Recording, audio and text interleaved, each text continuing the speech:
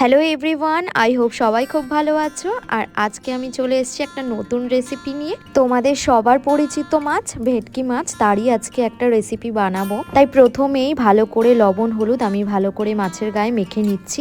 Video শুরুতে আমি তোমাদেরকে একটাই কথা বলবো, যারা নতুন আছো তাদেরকে আমার ভিডিওতে স্বাগত, আর যারা পুরনো আছো তারা কিন্তু আমার ভিডিওতে লাইক কমেন্ট শেয়ার করে কিন্তু আমার পাশে থেকো। এবার দেখো মাছগুলোকে আমি প্রথমেই ভেজে নিচ্ছি ভালো করে। মাছগুলো আমি ভালো করে ভেজে নিয়েছি।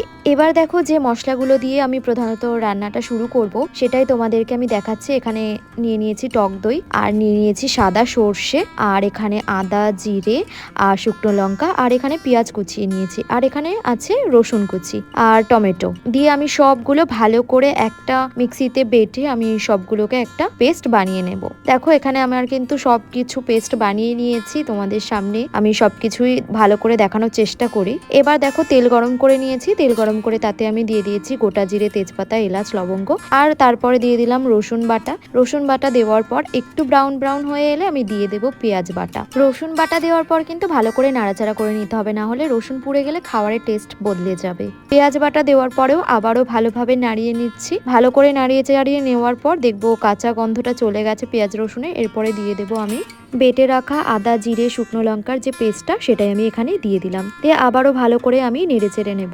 ভালো করে নেড়ে চেড়ে নেওয়ার পর যখন মশলা থেকে তেল ছেড়ে আসবে তখন আমি এখানে দিয়ে দেব টমেটো বাটা। টমেটো বাটা দেওয়ার পরও কিন্তু আমাদের ভালো করে নেড়ে চেড়েই নিতে হবে। আমি বারবার বলি, মশলা যত ভালো কষানো হবে তত বেশি টেস্ট হবে। এবার এখানে দিয়ে দিচ্ছি লঙ্কার গুঁড়ো, হলুদ গুঁড়ো আর স্বাদ মতো লবণ দিয়ে ভালোভাবে আবারও একবার নাড়িয়ে চাড়িয়ে নিতে হবে। দেখুন আমি এখানে ভালো করে নেড়ে চেড়ে নিচ্ছি। এরপর মশলাটা ভালোভাবে কুক হয়ে এলে আমি এতে দিয়ে দেবো বেটে রাখা সর্ষের এই পেস্টটা দেওয়ার পর আবারও একবার নাড়িয়ে চাড়িয়ে নিতে হবে। এবার ভালোভাবে কুক হয়ে এলে আমি দিয়ে দেবো এর মধ্যে ফেটিয়ে রাখা টক দই। এই যে টক দইটা দেখছো, এটা কিন্তু আমি মিক্সিতে একবার ঘুরিয়ে নিয়েছি। তার কারণ কি জানো, যদি আমি ফেটিয়ে নিতাম তাহলে কিন্তু একটু ছানা কেটে যেত, আর মিক্সিতে আমি একবার ঘুরিয়ে নিয়েছি, তাতে রান্নাতেও সুবিধা হয়েছে আমার, আর ভালোভাবে এই মশলার সাথেও মিশেও গেছে। এবার তেল ছেড়ে এসছে মশলা থেকে, আর আমি উষ্ণ গরম জলও এর মধ্যে দিয়ে দিলাম। জলটা বেশি দেওয়া যাবে না, একটু বুঝে দিতে হবে, কারণ এই রান্নাতে তো আর কোনো সবজি নেই যে সেদ্ধ হবে। তাই এবার তরকারিটা ফুটে উঠলে আমি এর মধ্যে মাছগুলো একে একে দিয়ে দিচ্ছি। মাছটা ঝোলে দেওয়ার পর ঝোলটা একটু ফুটে উঠলে রান্না কিন্তু সেই পর্যায়ে আমার প্রায় শেষই হয়ে যাবে।